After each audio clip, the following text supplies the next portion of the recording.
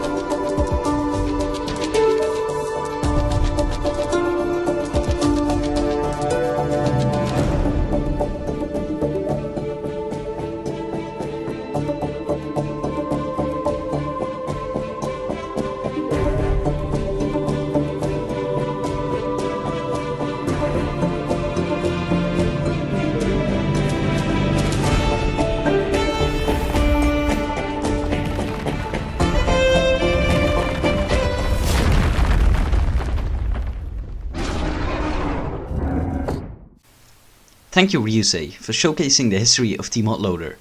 But in order to make sure this video won't be hours long, let's quickly move on to the next section. And that will be mods you should check out.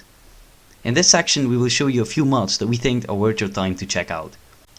Now, there are a lot of mods, so we don't have time to feature them all. But later in the video we shall showcase some more mods. Let's get right into it.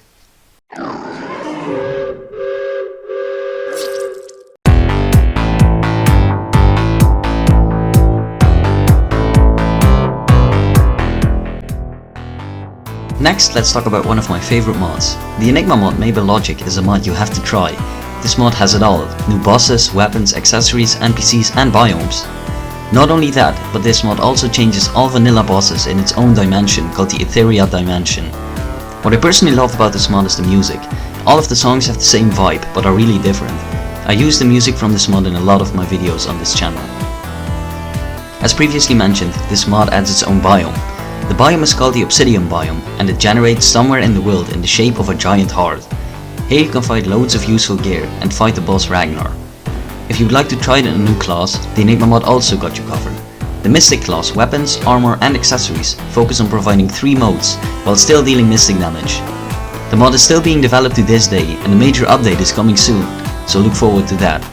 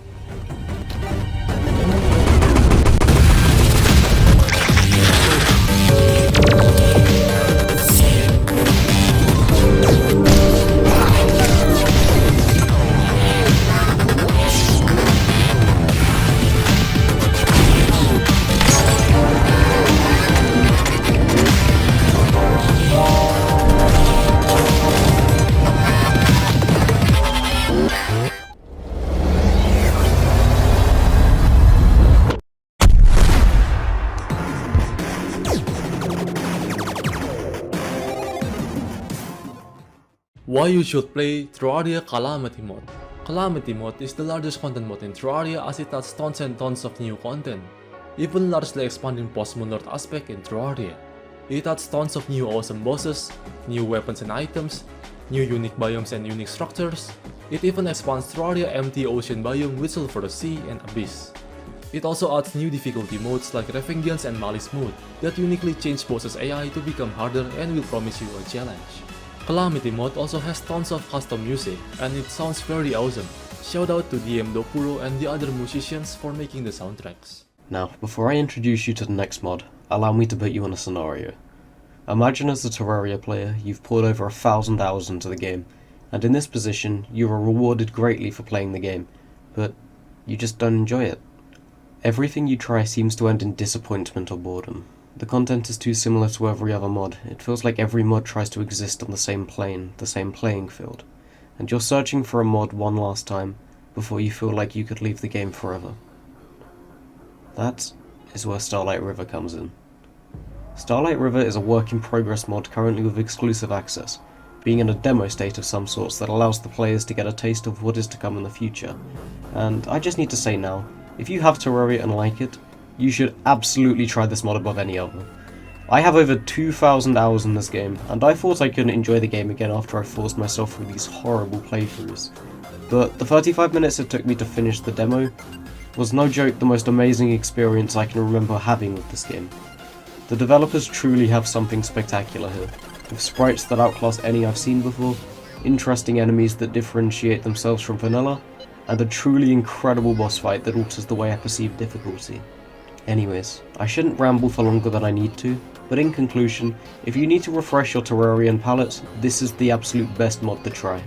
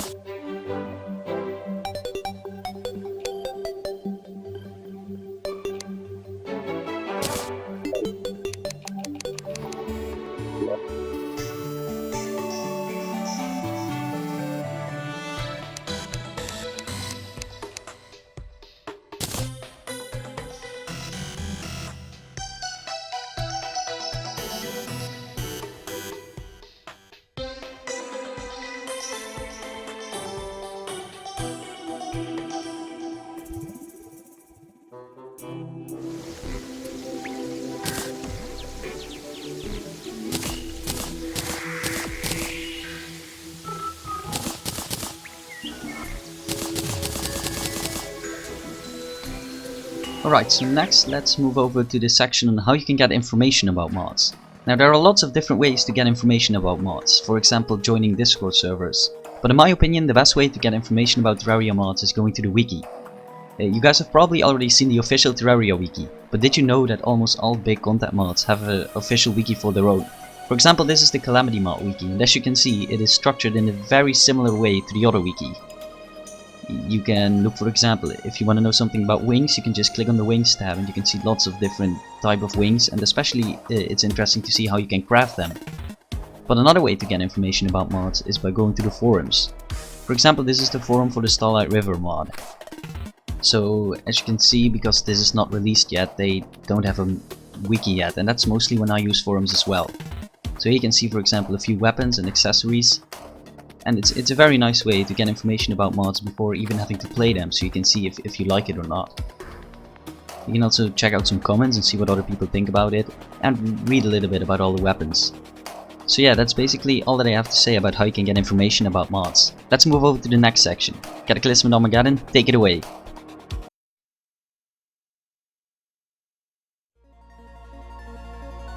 Greetings everyone, I'm Cataclysmic Armageddon.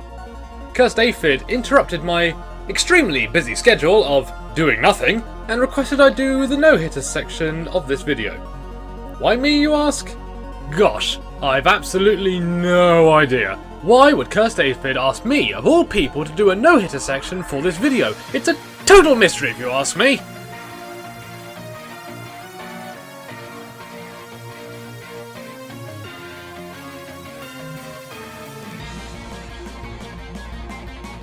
Right, let's talk about what this topic is, shall we? Get on with it. Yes, get on with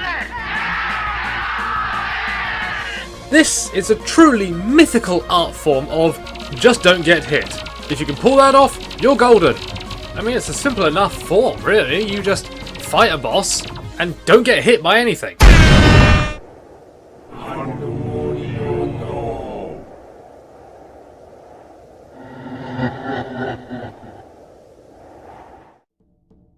So, you've gotten the just don't get hit skill in place. Great! We can move on to other things that can assist you. We all know that you can avoid damage with the titanium armor special ability, the hallowed armor if you're in 1.4, and ninja dodge from the black belt. But we don't talk about those. You're still getting hit! Take the bloody thing off and do it again!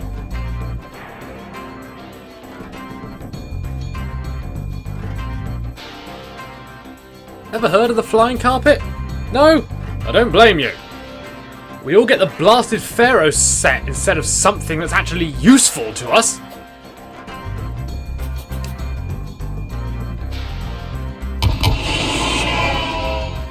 The flying carpet lets you perform an Aladdin and fly horizontally after you jump. Or after you've used all jumps, say if you're wearing the bundle of balloons or something like that. This can also save you in a pinch if you've fallen from a great height. As for the horizontal flight, you can use this to soar over bosses or just fly away at speed. You know, if you like running away from bosses.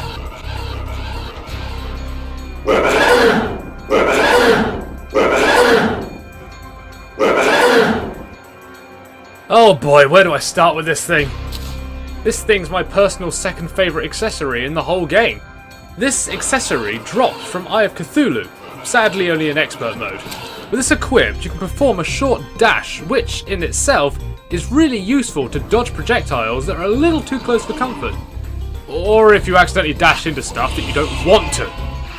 However, what makes this really useful is its bonk ability. Not many people are aware of this, but after you've bonked something with the Shield of Cthulhu, you get immunity frames. And during this time, you can take no damage. So if you dash into something and bonk it, you have a good window of time that you can't take damage. And if you're fighting something that charges around at really high speeds, you can bonk it and it'll go right through you. Let's say Queen Bee or Insurgent from the Split mod. Hell, you can even use this thing against Duke Fishron.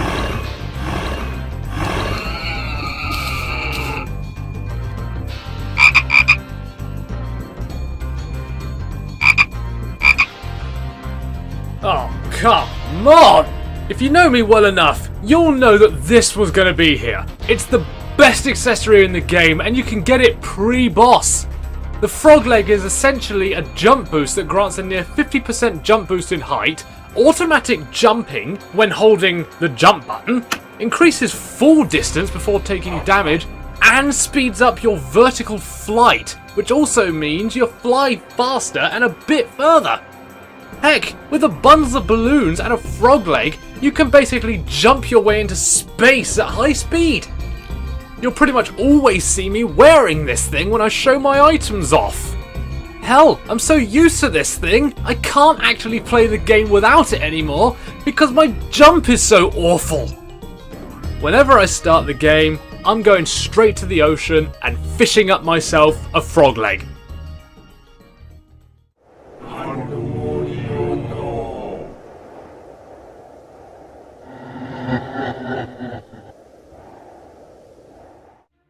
Alright, let's just have a brief segment dedicated to arenas. Most bosses can be fought with platforms. As all of you probably know, just build a massive platform bridge and use that.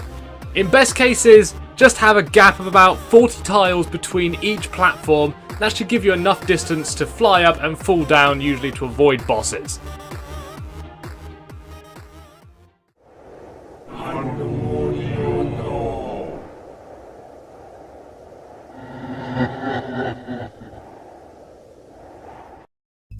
Mounts have their uses when it comes to boss fighting. I'll be mentioning 3 mount types, which will be running, flying, and the slime mounts.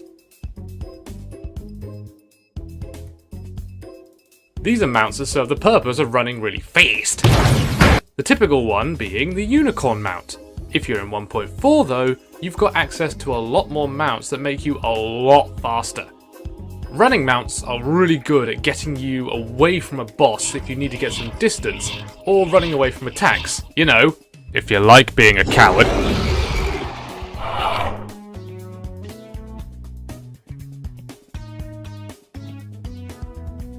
These mounts serve a purpose of limited or unlimited flight, which isn't always useful due to how slow they can be. However, when it comes to flight time, these are incredibly useful to have. For example, you're flying while fighting a boss, a projectile is right underneath you and your flight time ends. You're going to fall into that projectile, so you just hop on your UFO mount and you continue flying out of the way. And then you land and get your flight time regenerated. It's a pretty useful thing to have.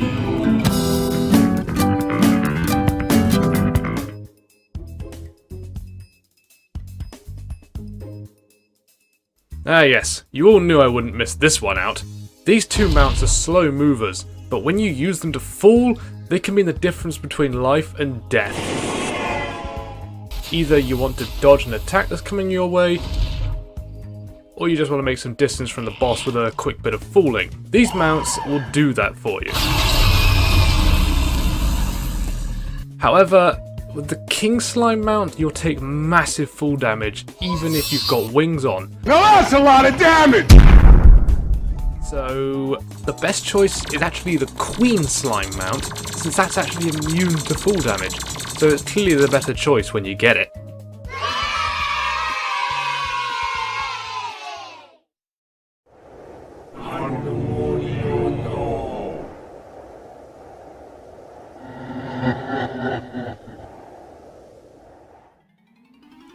Modifiers are a handy little nugget. You can either get lucky when crafting or looting, or you can get the Goblin Tinkerer to steal all your money in exchange for nothing, since he always gives you the worst modifiers. Obviously, warding is totally useless if you're performing just don't get hit. But there are useful ones for fighting bosses, such as Menacing, which increases all damage by 4%. This isn't the most useful for weak weapons, but for weapons with high damage values, this will really give you some punch. Lucky. Lucky increases your critical hit by 4%. This is handy for early game weapons, as getting a crit would sometimes outperform Menacing's power, if you use the correct weapons. Overall, when it comes to Menacing or Lucky, it's certainly down to your own needs and what you're fighting at the time when it comes to choosing which one you want to use. Now with the damage modifiers out of the way, here's two more modifiers I'd actually suggest, being Quick and Arcane. Quick increases your acceleration and speed by 4%. This can be partnered well with sunflowers in your arena, which will make you even faster, which is really useful for the early game. And Arcane, which grants an extra 20 mana, which is a lot more useful than you might think, since the more mana you have means the longer you can use your weapons for. Let's say if you have star statues dropping loads of stars instead of using mana potions, you'll have plenty of mana to blast whatever you need into oblivion.